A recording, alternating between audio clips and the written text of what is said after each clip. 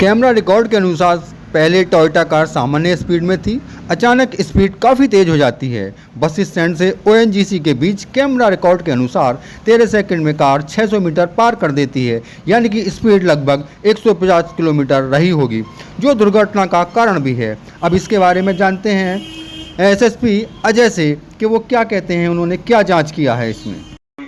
देखिए, कहीं ना कहीं जो ओवरऑल जितने भी स्मार्ट सिटी कैमरा, चाहे पुलिस के कैमरे, प्राइवेट कैमरे, ऐसे हमने बहुत सारी फुटेजेस को एक बार अवलोकन किया है। तो पूरे जो गाड़ी का जो एक्सीडेंट हुआ था उसमें कहीं भी ऐसा कोई खाली घटना स्थल की साइड को अगर छोड़ दे तो कहीं भी कोई ऐसी रैश ड्राइविंग या कहीं ओवर स्पीडिंग की बात नहीं दिखाई दी। जो लास्ट घटना स्थल था वहां से करीब मान के चलता हूँ 500-600 मीटर पहले ही कार की ओवर स्पीडिंग हुई थी, जो कैमरे में भी आई। और एक गाड़ी आगे चल रही थी, उसमें वो भी हमने ट्रेस डाउन करी, उसमें भी उससे पता किया तो पता चला कि उन्होंने अपनी गाड़ी को वहां पर रोक लिया था, लेकिन बगल से गाड़ी निकली और ऐसा कहीं नहीं लगा कि उसके द्वारा ब्रेक का इस्तेमाल करा गया हो, नहीं तो गाड़ी स्किड होती है या कुछ बचने का प्रयास होता है। तो कहीं ना कहीं ओवर स्पीडिंग में मानता हूँ कि ओवर स्पीड के कारण ही जिस हिसाब से डैमेजेस हुए हैं, और जो टेक्निकल टीम जो भी टोयोटा की थी उनके द्वारा बताया कि गाड़ी की स्पीड 120 प्लस में या उसके राउंड अबाउट होनी चाहिए जिस हिसाब से डैमेजेस है। साथ ही साथ जो निरीक्षण में पाया गया कि ब्रेक ना लगे उसके क्या कारण हो, तो एक पानी की बोतल जैसा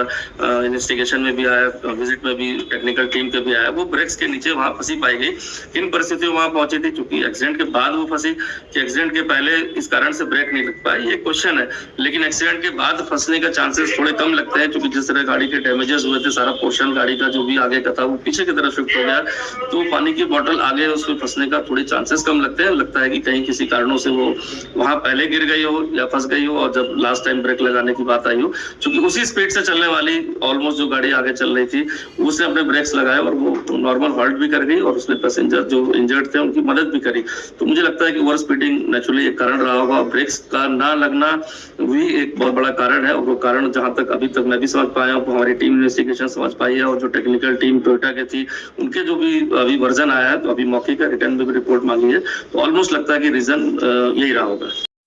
यह है लाल गाड़ी जो बल्लूपुर चौक से ओएनजीसी तक कैमरे में दिखाई देती है। इसके बारे में क्या कुछ जानकारी इकट्ठी हुई है, या वो इस हादसे में शामिल है, क्या वो इसका एक कारण का हिस्सा है? देखिए, गाड़ी को अब चूंकि हमने उसके ओनर को आइडेंटिफाई कर लिया, जो गाड़ी चला रहे थे उनको भी आइडेंटिफाई कर लिया, और वो एक मेडिकल इमरजेंसी में उनका भी कहना है कि कहीं मैक्स हॉस्पिटल में अपने किसी रिलेटिव को देखने जा रहे थे रात को, तो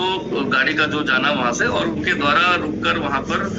चूंकि अब सारी चीजें हमें फुटेजेस मिल गई, वो रुकने के बाद 15-20 मिनट स्टॉप पर भी रहे वहां पर, और जब तक पुलिस टीम वाले लोगों ने इंजर्ड को और जो मृतक थे उनको निकाला, तब तक वो वहां पर मौजूद रहे। और इनफैक्ट जब घायल को एक